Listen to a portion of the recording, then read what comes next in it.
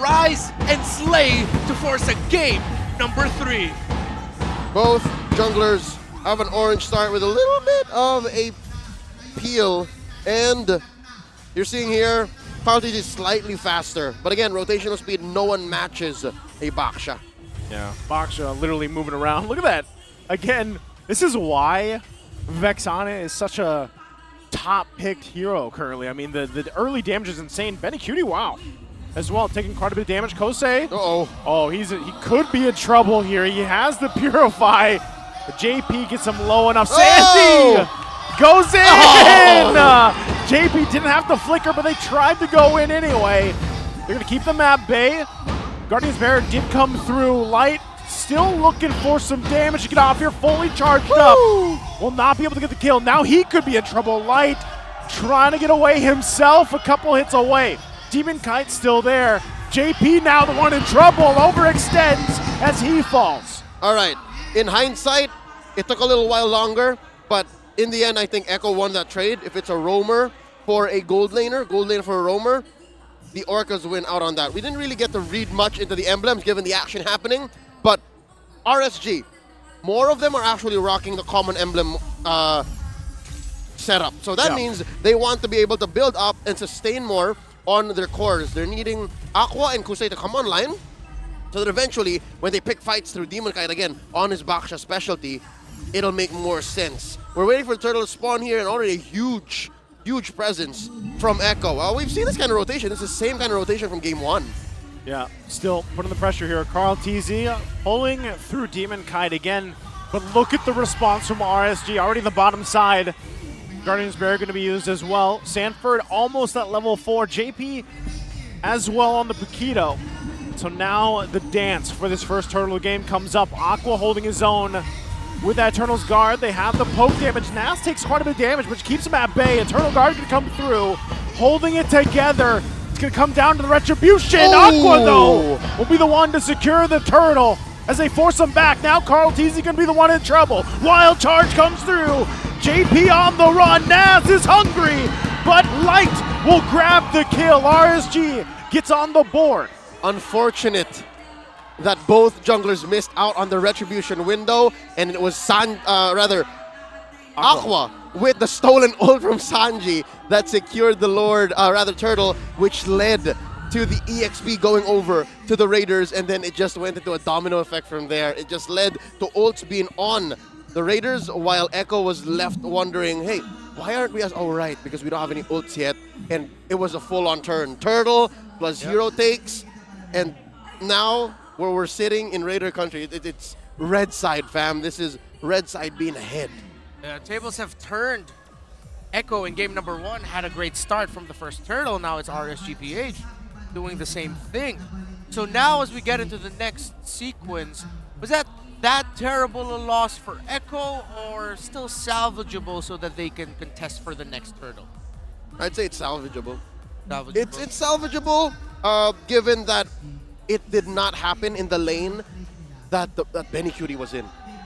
If Benny Cutie was part of that downfall, and again, these two teams are so good at what they do that they know which resources are worth squandering, and time and opportunity is one of those resources, that they can get away with losing and then just mitigating that loss eventually. So yeah, again, it's not a death knell, not a nail in the coffin for Echo, definitely not over just yet, but I would be downplaying the fact that it hurts. Like, it sucks to lose a fight like that early on. It's troublesome. I mean, in a way, like, if you go back and look at that Turtle fight, really when it came down to, Echo just didn't have the ultimates that they needed at the time, you know, and then I would say RSG that time, like we talked about their mentality from the game before, they knew they wanted that fight, they knew they wanted that objective, and they played with that confidence in there, and, you know, part of that too was Light and Navs working together, able to keep them at bay, and, you know, it just worked out. Again, that's only the first Turtle, though. It's only the first objective. Can we just talk about how in the recent past, I always had a problem with how Aqua sometimes is a little too far. Again, he's a very technical player. Yeah. He plays with space very well. But here, again, maybe you can take some clips from week 1, and here very specifically in their matchup against Echo here today, week 2, he's not afraid to put himself in harm's way now. He's just not afraid. He just stands there and says, you know what? I know this turtle might get risky biscuits, and I'm gonna really secure this. And maybe it's that decision that he made in that split moment that said, I'm gonna try to take this.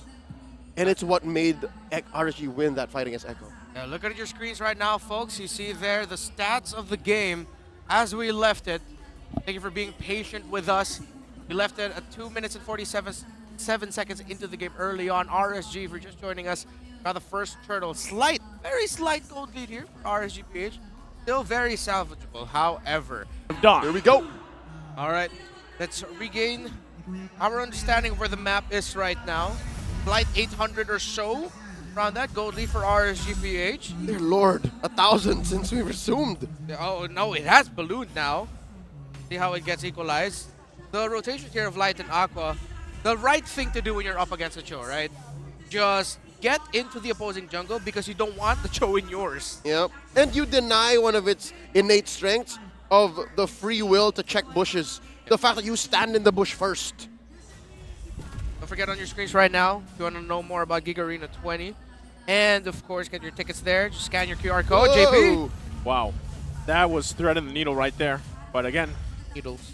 crazy that this is the debut pick of Cho. I mean, I've kind of missed seeing him being plain, so being played in the hands of JP here. You can expect some great setups later on. Yep, and how perfect is that in the hands of the multi-time MPL champion and MDL champion, JP. World champion too. As far back as Season 7, I believe, he started playing the Cho already. He was formerly a jungler. Yeah, you're right. Season 7 was when he converted full-time into roamer. Under Aura. Yeah, Aura under PH. Aura. Yeah. Rocking the jawhead, stuff like that. So yeah, you know JP knows his stuff about roaming.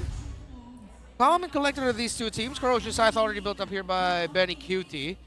Now the positioning of Carl TZ in the jungle means a little bit of advantage for Echo. However, RSG will get better positioning because Echo, JP and Sanji still have to manage the minion wave. And again, that's another difference because of the heroes, the Grog and the Valentina. Yep. Echo has to play second fiddle to the middle minion wave clear. And this time around, second turtle of the game, and I think RSG acknowledges this fact, it's not the same fight anymore. It's not as easy as the first one because now JP has a Way of the Dragon, and here we go! Wild Charge could come in with the own Eternal Guard. JP now still looking for the target. Carl TZ, though, will get taken down by Naz. And now this could just be the green light for the turtle. JP gonna get stunned, forced away. Now still on the hunt though. There's the kick. The combination's gonna come through, and JP will get taken down. Sanji now joining the fight. The flicker on top. Naz in trouble, but will be able to survive. RSG comes out on top. Oh, two key things that I think made the difference. First up, early on, the Poissons almost nullifies Carl TZ's ult. If it was any other jungler, if it was not a Baksha, his Appraiser's Wrath would have put him back up to full health. But it's a Baksha and you don't heal as much. Quickly, Carl TZ suffers another death. Second, even on the turnaround, as Echo tried to recover and tried to get a kill after they lost a turtle. JP misses the angle, doesn't kill Nats. Now he tries to get one on Kusei. No one home. And another unfortunate thing there, and kind of scratching my head as to why Echo decided to take that fight or commit that heavily into it. Right before they pulled the trigger, maybe it was a late call, late understanding. Sanford no longer had his Faraga armor. Taken out by Nats in the EXP lane. If Sanford has Faraga armor and Last Insanity, that could have been a turnaround for Echo. But it seems like Echo, again, similar to how RSG likes to play, even though it looks like a disadvantage, they still lean into it because they're hoping that afterwards they get something out of it, which they sort of almost did, but they just couldn't convert it. I think this is just a throwback to what Sanji said in our interview during the break, right? He's no longer nervous, but then again, confidence could be misleading. And they were down about 1,500 gold, and they were playing trampoline, Demon Kite and Baksha, rather Demon Kite and Carl TZ, and in that situation, the jungler with less items is going to suffer more. And I believe this is after Carl TZ recovered. Look at this now. Demon Kite is up by about 600, 700 gold. It was actually worse earlier on. He actually has a full-on defensive item ahead of Carl TZ. So, with that said, Carl TZ is going to die much easier. Yeah, I think on top of that too, as we looked at the items here and you take a look at the nearly 3K gold lead that RSG has, there's something that says that Echo it still has that capability to win these fights, right? And I think that's why you can see them even getting a position here for this third turtle. Now the question might be, is it better that they give it up? I don't think Echo does that, right? Even if it's better in their case, they want to fight this. They want to at least lower that gold lead, that deficit they're working against here. So JP can go in. Whoa! Gets the way of the dragon on Nas. There's the Eternal Guard. Nas is going to be taken out of the picture. Echo goes in for it, but it's Kosei that gets the turtle. And Light, one hit away, will survive the fight. Middle minion wave. Echo can decide to push this. But I think Kosei Valentino, will they have the wave clear for it? No push. But JP telling RSG who's your daddy. Yep. Oh, Sanji. Never caught him out. They're still going. Sanford in trouble as well. Under the turret. Aqua goes in. Gets the kill. Now he's going to get punished here. JP on the hunt alongside Sanford. Gets kicked in the base. Will fall, but they lost the tier 1 turret. I'd say it's worth it. Very much worth it. RSG are going as aggressive as they can be, especially against Echo, who is still 50-50 on thinking, are we the beatdown? Are we on the defense? And again, much like the article written by Mike Flores about 20-30 years ago, who's the beatdown? Whoever understands that concept better and leverages that is eventually going to be the victor. And right now I think Echo, that should have been a wake-up call. They should have said, you know what, maybe we are not the beatdown. Maybe we should play defensively. Even right now in the mid lane, Sanford taken down. There's the Eternal Guard to help him out. The rest of the team coming to respond though.